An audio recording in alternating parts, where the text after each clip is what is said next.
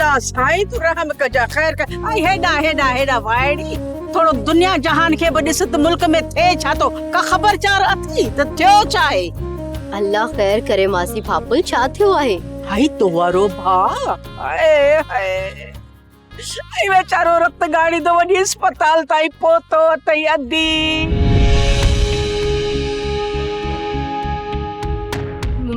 मासी ही तू छा पे चाही। आई तो वारो भा यो गुलाम रसूल आयो बेचारे जला के ज़बान सफा वठे छडी आए। खुदा जी का मार पौंदन मोन के को कहर पौंदो और नाग त कैर इंदन जेडो जुल्म कयो। शाबाश साले के दिल नाला दुआ कर अल्लाह का अस्पताल खड़ी हो थस पर अम्मा वो कहती या खबर पईया त डॉक्टरन जवाब नहीं छडियो आए। धणी जी शय आहे उते मता हलियो वने अल्लाह कंदो मोटी इंदो अल्लाह से खैर कंदो। रो न तू दुआ कर बचड़े के। घर हलण का अग में इहो सोचे वठो त मासी पापुल के कीअं मुंह ॾींदासीं। गामू त घर में वञी मुमड़ मचाए छॾियो हूंदो।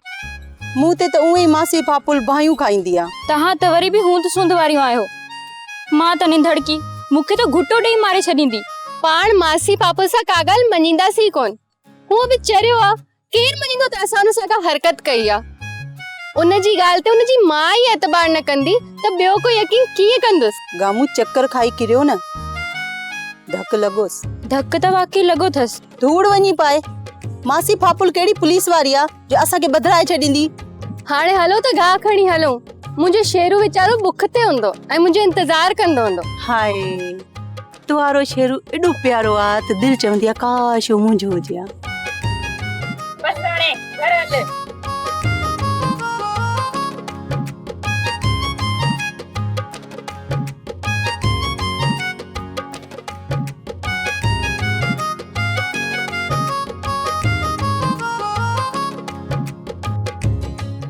खुदा जी का मार पवे न लाको पुजे न डायण के वडी छोरन के मगिया ऐ बुड्ढी मरन ये माइट जे छोरन के छुड़वा के छडे दिनो है।